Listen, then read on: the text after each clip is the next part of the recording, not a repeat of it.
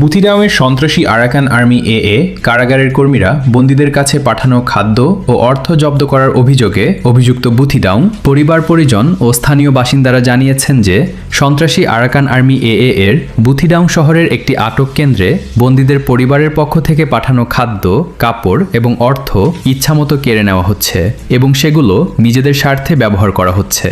আরএফআর-এর তদন্ত অনুযায়ী একজন আটক ব্যক্তি যাকে কোনো বিচার ছাড়াই রাখা হয়েছে এবং এখনও পর্যন্ত কোনো আদালতের আদেশ পায়নি, তার কাছে ৮ মার্চ এবং ২২ মার্চ ২০২৬ তারিখে পরিবারের পক্ষ থেকে পাঠানো একাধিক সামগ্রী ছিল।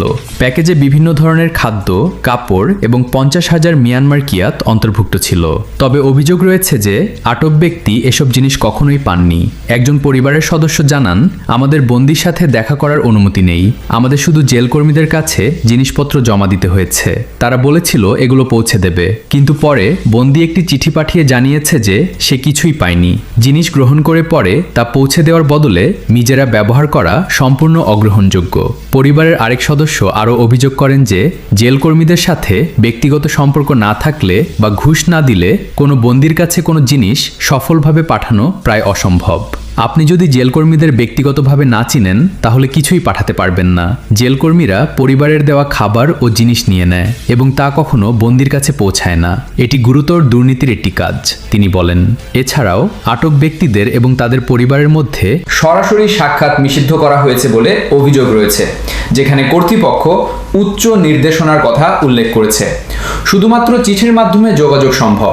এর ফলে পরিবারগুলো সরাসরি বন্দীদের অবস্থা যাচাই করতে পারছে না এবং তথ্যের জন্য মধ্যস্থতাকারীদের উপর নির্ভর করতে হচ্ছে।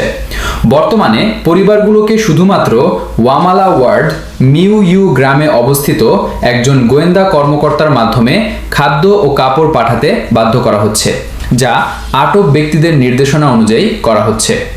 স্থানীয় বাসিন্দারা আরাকান আর্মি এএ এর উচ্চ পর্যায়ের নেতাদের প্রতি আহ্বান জানিয়েছেন যেন তারা নিম্ন পর্যায়ের কর্মকর্তাদের দ্বারা সংঘটিত এই দুর্নীতি ও ক্ষমতার অপব্যবহারের ঘটনাগুলোর দ্রুত তদন্ত করেন। তারা দায়ীদের বিরুদ্ধে কার্যকর শাস্তিমূলক ব্যবস্থা গ্রহণ এবং আটক ব্যক্তিদের মৌলিক মানবাধিকার সম্মান করার দাবি জানিয়েছেন। রোহিঙ্গা আরএফআর মোহাম্মদ ফাহিম।